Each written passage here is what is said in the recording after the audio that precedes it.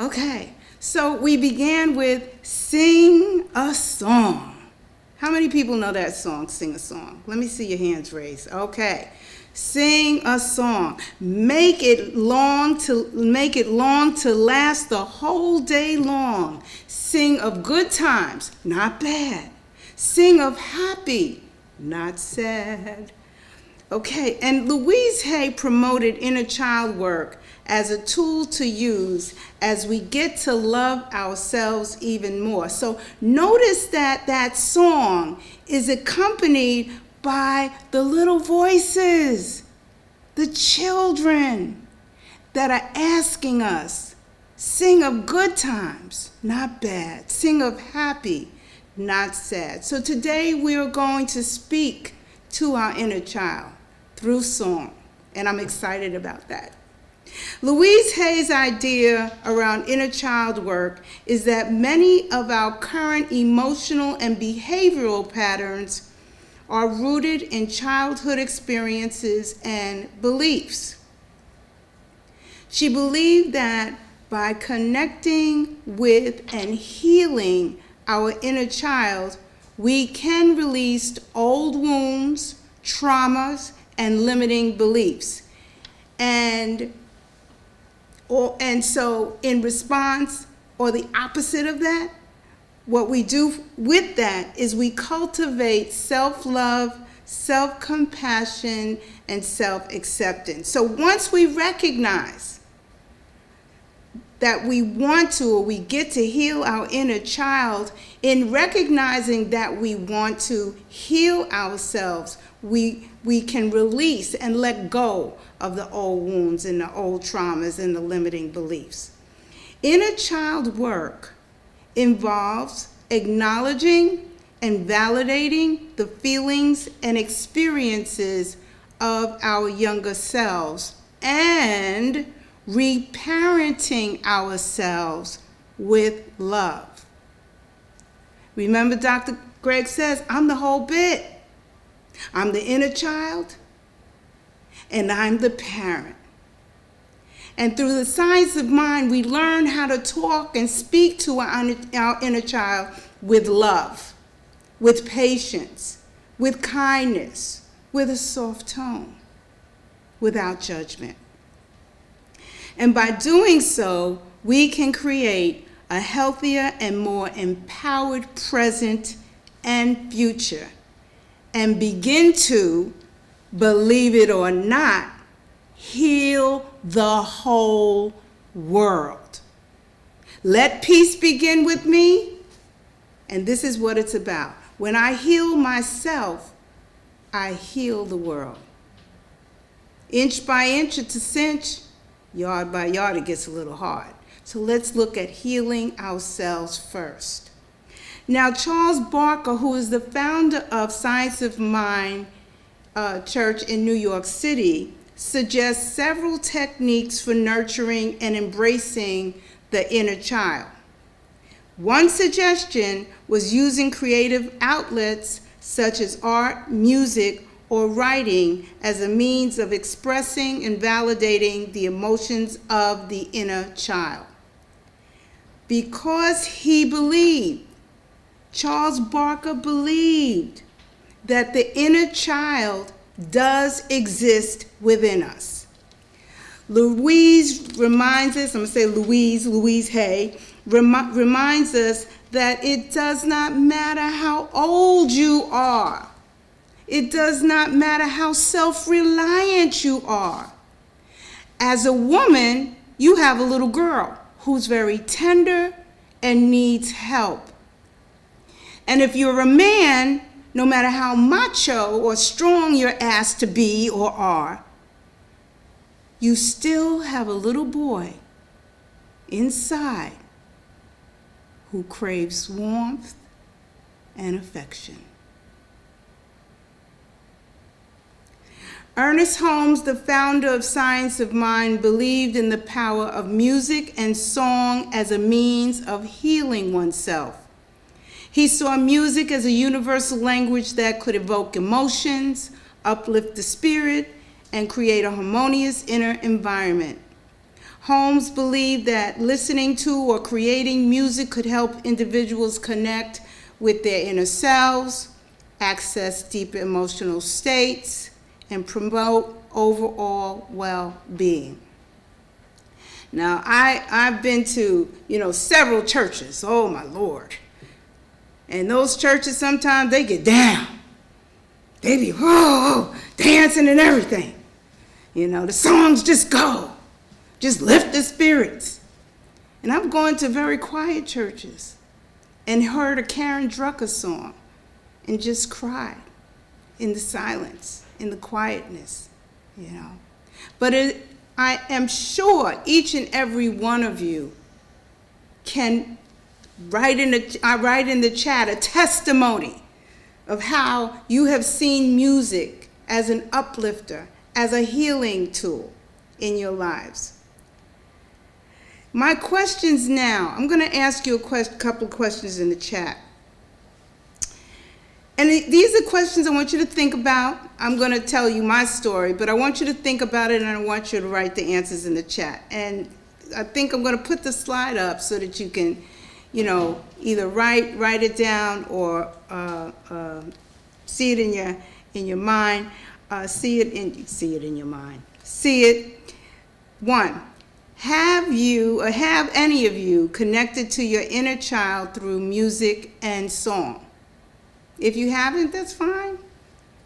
If you have, that's fine too.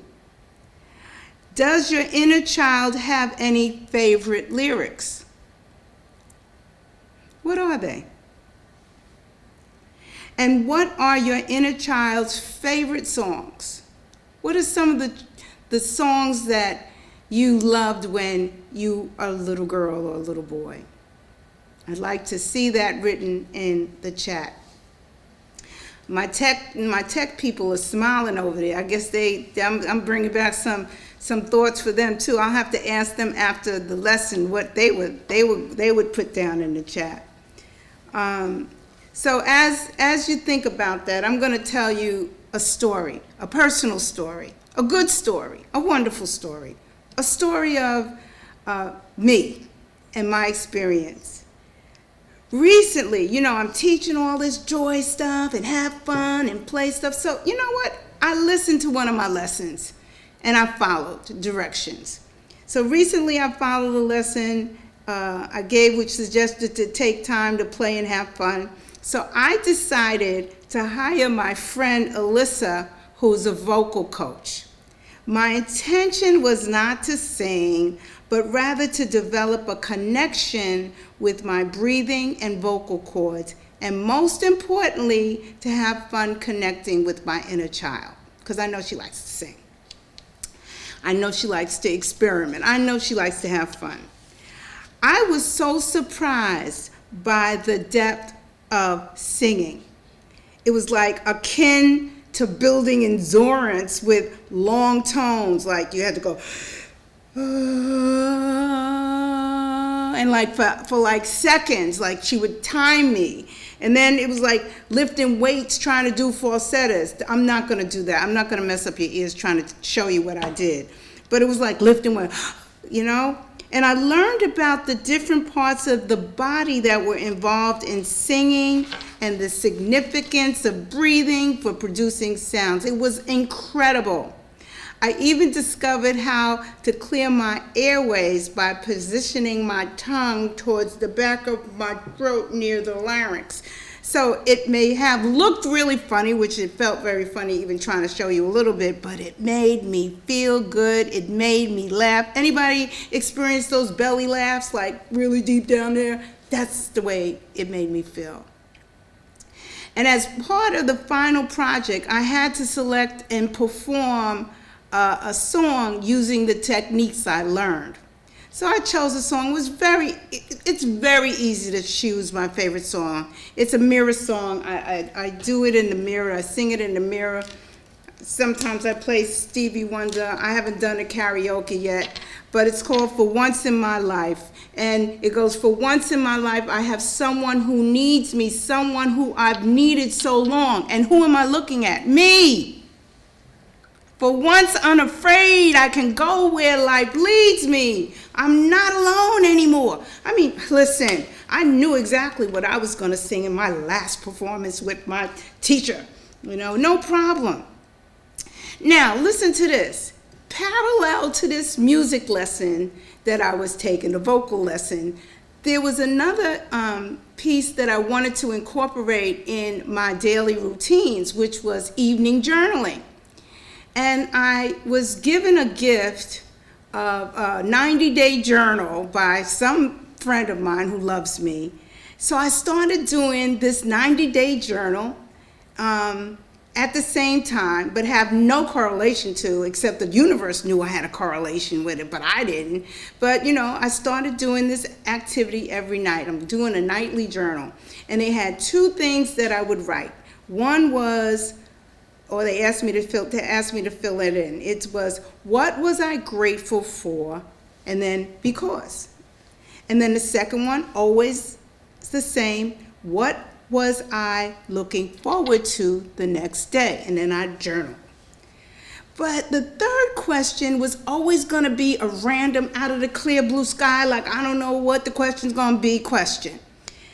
And that one night, and it was before the performance, one night, the question was, what was it? What was my favorite song from childhood? Do you hear this pause? That's the pause I made. What was my favorite?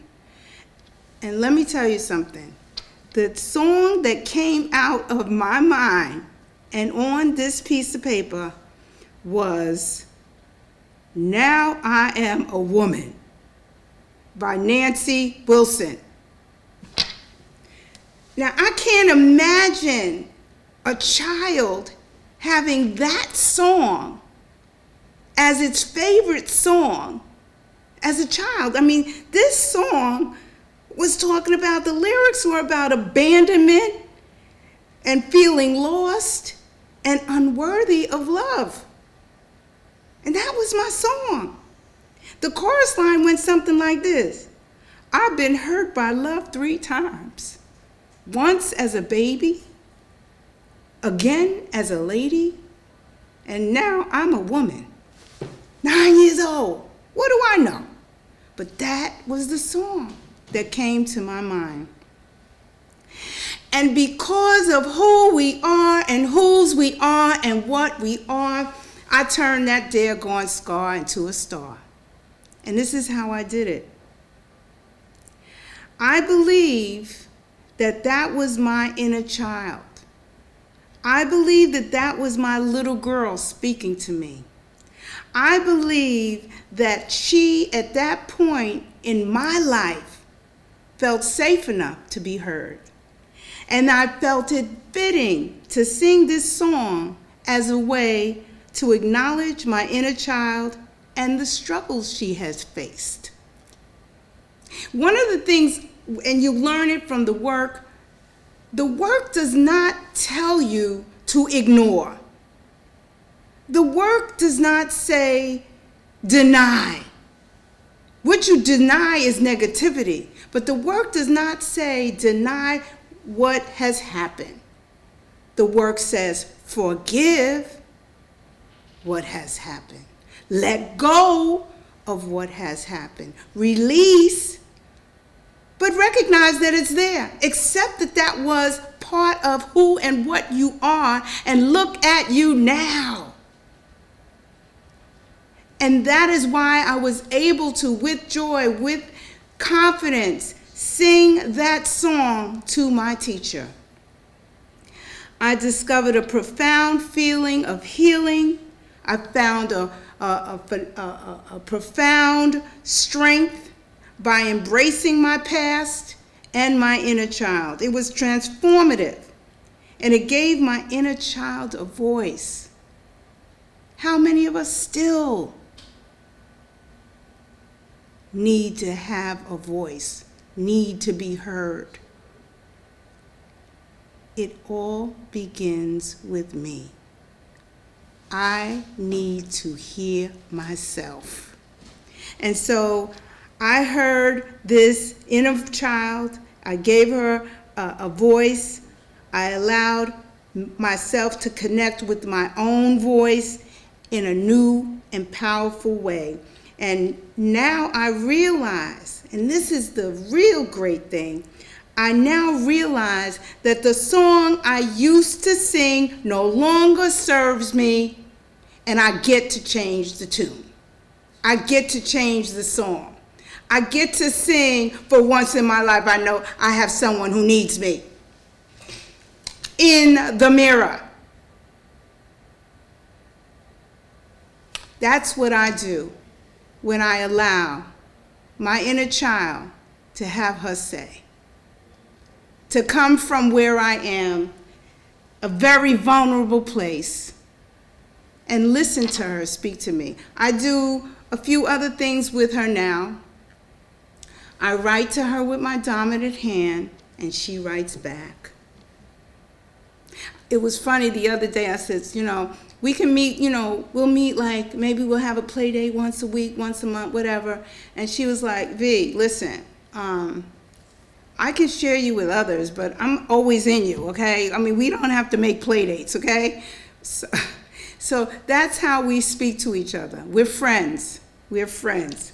Christina, are there any responses to those questions? We are overflowing with responses. Let me hear it work. All right. So we have Teddy Bear Hug by Rafi. That's one song. Another one is Somewhere Over the Rainbow. Oh, yes. That's familiar. All right. Amazing Grace. Makes me cry after I understand it metaphysically. Let's see, what else? We have two for Jesus Loves You, This I Know, for the Bible tells me so. Mm-hmm. Right? And also, someone else wrote, anything with rhythm and a good beat or happy melody or both, and now getting into heavy electronic music because it makes me more aware of consciousness. Wow. Also, another one is This Little Light of Mine. And My Girl by The Temptations, and upbeat Motown music.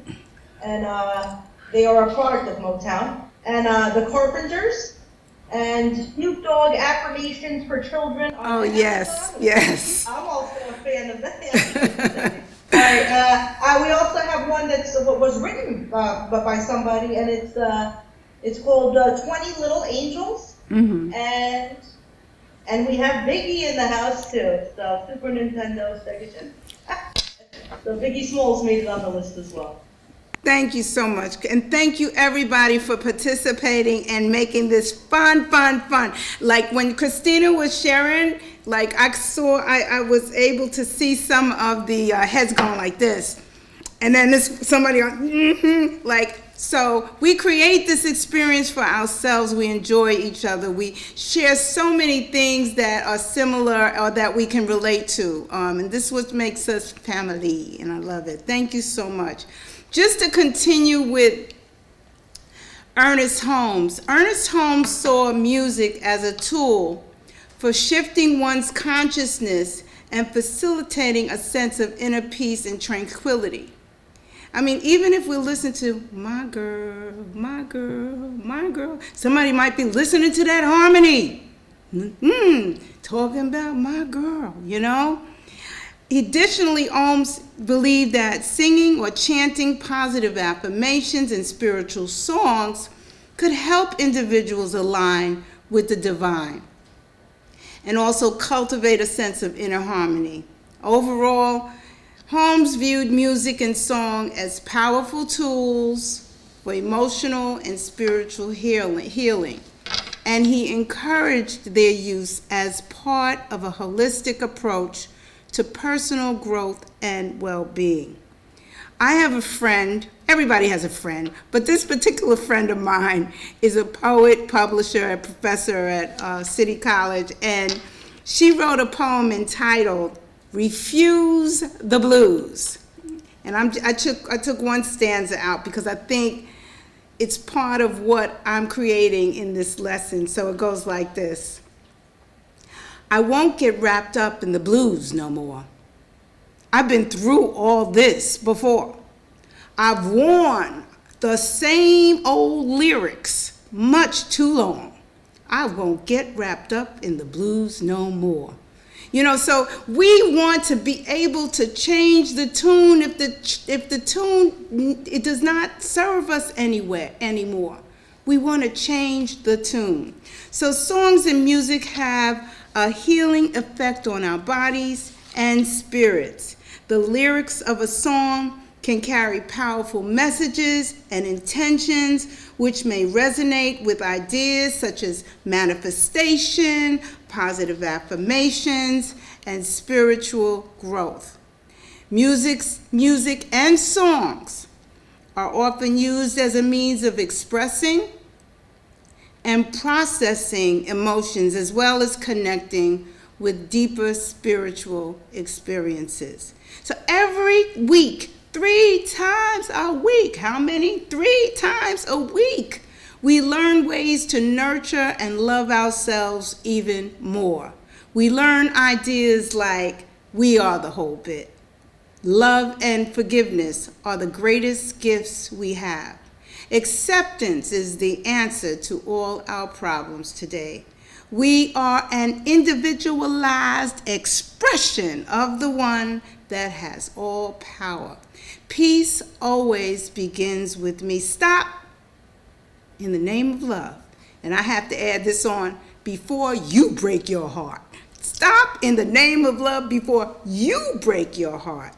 And stop criticizing yourself. We'll hear it constantly in here as ways to continue to love and I want to use the word, and appreciate ourselves for just who we are right now. So in this lesson, I hope I was able to convey another creative way to experience love through song and music. And I implore you, please, to ask your inner child if there are any buried songs they need to release. And you, my beautiful ones, as you reparent yourself, can't put it on the parents anymore. You are the parent. In you lives the parent of that inner child. And as you reparent yourself, release those old songs that don't serve you anymore and change that tune. The next part of the lesson, I'm going to take you through a meditation called Loving All the Parts of Ourselves. I have taken it from Louise Hay's book, The Power Within. After that, we're going to give you, Christina and I are going to give you an affirmation bath. And after that, we're going to go to our afterglow reflection, talk and share time. So really, this is a time where you can just relax, let us do the talking, and let you do the dreaming, reflecting, meditating.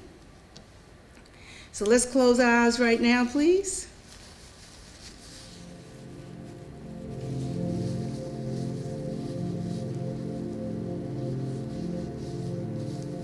Take a deep breath in.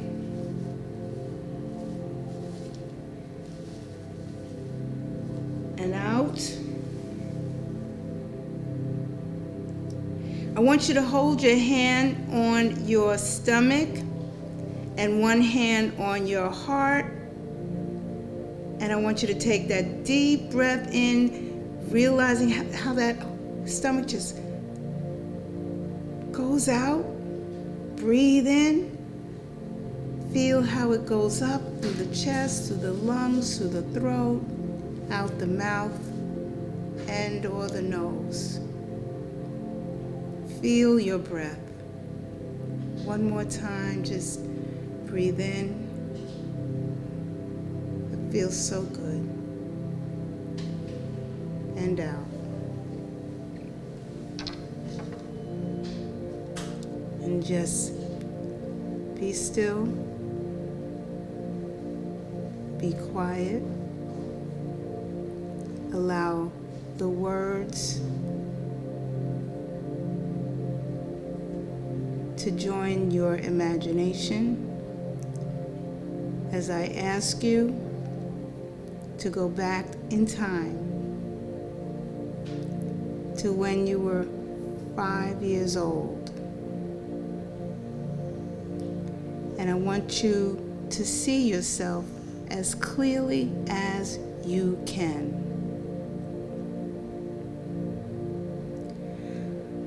Look at that little child, and with your arms outstretched, say to that child, I am your future, and I have come to love you.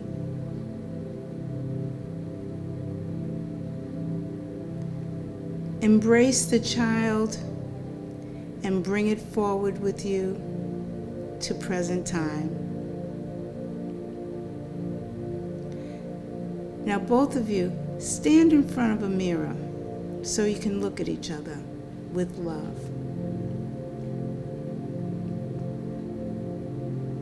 You see that there are a few parts of you that are missing. So once again, go back in time to the moment you were first born. You were wet and felt the cold air on your body. You had just come through a difficult journey. The lights were bright and the umbilical cord was still attached, and you were scared. Yet here you were, ready to start life on this planet. Love the little baby. Just love that little baby.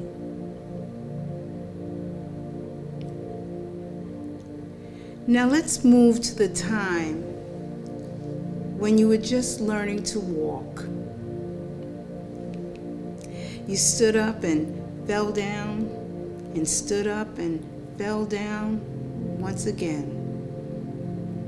Suddenly, you took your first step, and then another step, and then another step. You were so proud of yourself. Love that little child.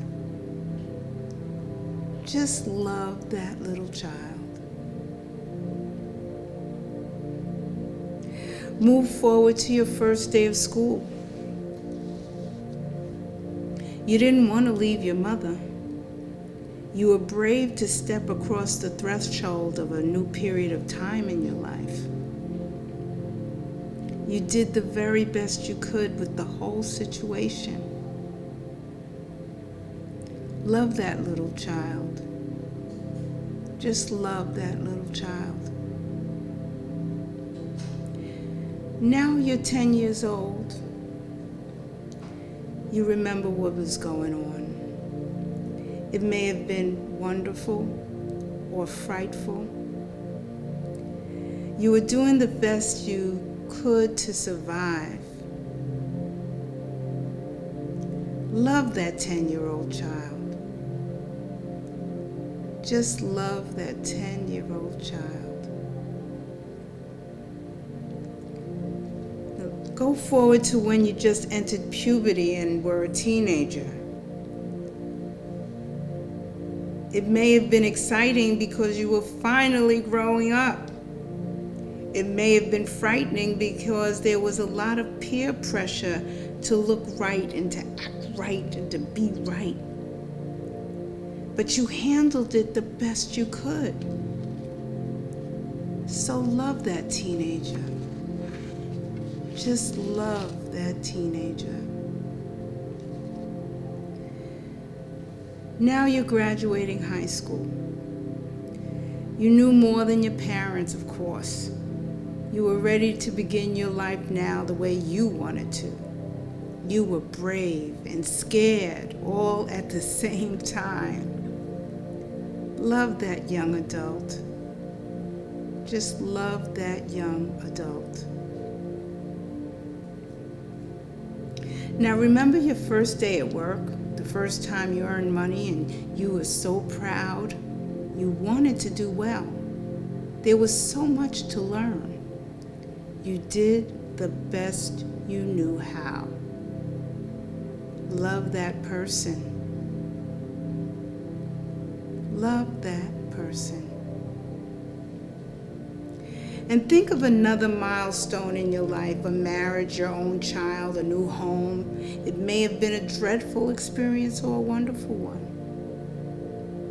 But somehow you handled it. You survived it. And you did the best you could. Love the person you are. Love the person you are. Now imagine bringing all these parts of yourself forward and standing in front of the mirror so you can look at each of them with love.